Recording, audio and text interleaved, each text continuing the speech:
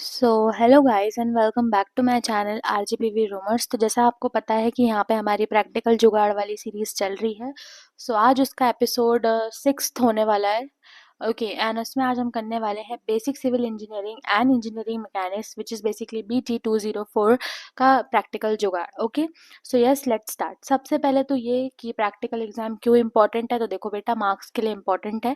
आपको पता होना चाहिए 25 से 30 मार्क्स यहाँ से आप स्कोर करते हो। ये आपको बैक से भी बचा देता है, ठीक है। आपको पता होना चाहिए इससे काफ़ी सारे मार्क्स आपको कहीं ना कहीं एडजस्ट हो जाते हैं। एंड ऑल्सो इसमें भी बैक आने का डर होता है। तो देखो, अगर आप ये कर लोगे तो बैक से भी बच जाओगे। करना क्या होता है, थोड़ी सी फाइल, थोड़ी सी एक्टिंग एंड फुल मार्क्स। फिर इंटरनल तो देखो आप इजीली पास कर ही लेते हो, ठीक है, और आपको कर भी देते हैं बिकॉज आप वहाँ पे फीस दे रहे हो।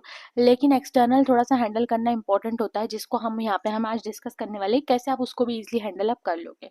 नेक्स्ट चीज, सीजीपीए में भी एक पुश मिलता है, ठीक है। आपको पता होना चाहिए कि सीजीपीए 8 या 9 सीजीपीए आपका अगर स्कोर करने का सपना है और अगर आपने थ्योरी पेपर्स अच्छे किए हैं और अगर आपको अच्छा सीजीपीए चाहिए तो देखो बेटा, थ्योरी मतलब प्रैक्टिकल पेपर्स भी आपको अच्छे करने पड़ेंगे ही पड़ेंगे, ठीक है। चलिए moving on to the next thing which is basically क्या इसका बेसिक स्ट्रक्चर होने वाला है। तो देखो, इसका बेसिक स्ट्रक्चर ये होता है कि फाइल के आपको ऑलमोस्ट 5 मार्क्स मिलते हैं। वाइवा एंड ओरल के बेसिकली 5 to 10 मार्क्स मिलते हैं। एक्सपेरिमेंट एंड परफॉर्मेंस से बेसिकली 10 to 15 मार्क्स आपको मिलते हैं। एंड ये बेसिकली टोटल जनरेट करता है 25 से 30 का, ठीक है। अब अगर बात करूँ तो ये स्ट्रक्चर हर एग्जाम में थोड़ा थोड़ा अलग हो सकता है, लेकिन मोस्ट ऑफ द केसेस में और एक बेसिक स्ट्रक्चर यही होता है बेटा, ठीक है। चलिए moving to the next thing, अगर आपको सिविल इंजीनियरिंग की बात करूं तो देखो, सबसे पहले तो आपको अपनी जो लैब मैनुअल है, फाइल है, उसको कंप्लीट करके रख लेना है। Drawings, writing part, readings and index वगैरह सब कुछ कंप्लीट करके आपको इधर रख देना है, सबसे पहला स्टेप, ठीक है। और आपके मतलब जो भी प्रोफेसर है उनसे साइन करवा लेना है। नेक्स्ट चीज़ अगर बात करूँ तो आपको पता होना चाहिए कि प्रैक्टिकल्स 2 फॉर्म्स में होते हैं, सबसे पहले रिटर्न एंड दूसरा वाइवा, ठीक है। अब अगर बात करूँ कि दोनों ही इंपॉर्टेंट है, पहले आपका रिटर्न होता है और फिर वाइवा में आपसे क्वेश्चन होंगे, दैट्स इट। फिर आपका जो प्रोसेस है वो खत्म हो जाएगा प्रैक्टिकल्स का।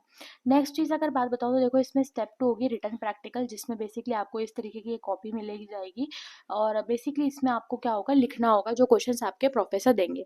अब हो सकता है कि वो आपको पहले से बोल दे कि ये प्रिपेयर करके आ जाओ, अगर नहीं बोलेंगे तो ध्यान से सुनिए अब आप क्या करेंगे। जो अब बात बोली जा रही that is a very important बात, ठीक है। देखो बेटा, आपको पिन कमेंट्स में व्हाट्सएप चैनल की लिंक मिल जाएगी। जैसे आप व्हाट्सएप चैनल ज्वाइन करोगे, आपको ये सिविल वाले वीडियो की इम्पोर्टेंट प्रैक्टिकल जुगाड़ वाली पीडीएफ मिल जाएगी। उस पीडीएफ में आपके पास 3 चीज़ें होंगी। सबसे पहले एक्सपेरिमेंट्स, जिनको बहुत ही ईजी तरीके से लिखा गया उनको आपको लर्न करना है, जो आपसे यहाँ पे रिटर्न एग्जाम में पूछ सकते हैं, ठीक है। दूसरी चीज़, आपसे उस एक्सपेरिमेंट में अगर वाइवा में क्वेश्चन आते हैं तो वहाँ भी काम आएगा। तीसरी चीज़, आपके सिलेबस से रिलेटेड भी क्वेश्चन जिसमें लिखवाए जा सकते हैं या पूछे जा सकते हैं, तो उसकी भी शॉर्ट नोट्स मैंने हर यूनिट वाइज ऐड कर दिए। तीसरी चीज़, आपके 50 इंपॉर्टेंट वाइवा क्वेश्चंस मैंने वहाँ ऐड कर दिए जो कि आपसे एग्जामिनर पूछ सकता है, ठीक है। तो प्लीज़ सबसे पहले व्हाट्सएप चैनल को ज्वाइन करना, उसके बाद अगर वो पीडीएफ चाहिए तो वहाँ से डाउनलोड कर लेना, ठीक है। और अगर फिर भी आपको वो चीज़ें कम लगे तो आप अपने प्रोफेसर के असाइनमेंट एंड कंटेंट को फॉलो कर सकते हैं, ठीक है।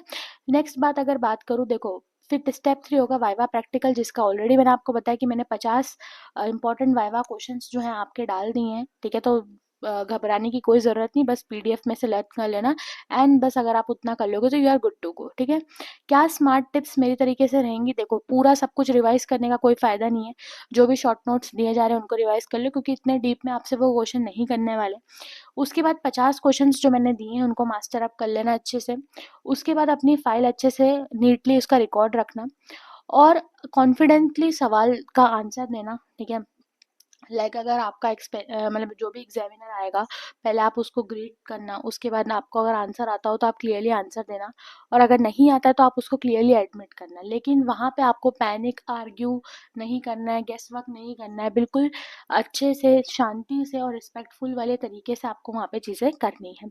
नेक्स्ट अगर बात करूँ तो रिटर्न जो भी दोगे एकदम बहुत प्रेजेंटेबल देना, ठीक है, क्योंकि वहाँ पे उधर से भी मार्क्स बढ़ने के आपके बहुत ज़्यादा चांसेस हैं, ठीक है।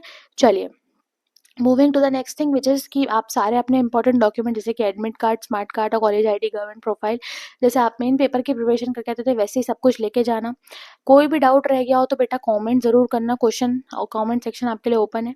वीडियो अच्छी लगी हो, कंटेंट अच्छा लगा हो तो लाइक ज़रूर करना। अपने जिस भी बच्चे फ्रेंड का जो है, अगर प्रैक्टिकल हो सिविल का तो उसको ये वीडियो शेयर कर देना। बेटा बेल आइकन ज़रूर प्रेस करना, ठीक है, क्योंकि ऐसा कंटेंट यहीं आने वाला है तो आपको नोटिफाई होता रहेगा। चैनल को सब्सक्राइब करना मत भूलना। सारे इंस्टेंट अपडेट्स एंड नोट्स के लिए व्हाट्सएप चैनल ज्वाइन कर लेना। All the very best and yes, thanks for watching. मिलते हैं नेक्स्ट प्रैक्टिकल जुगाड़ की सीरीज।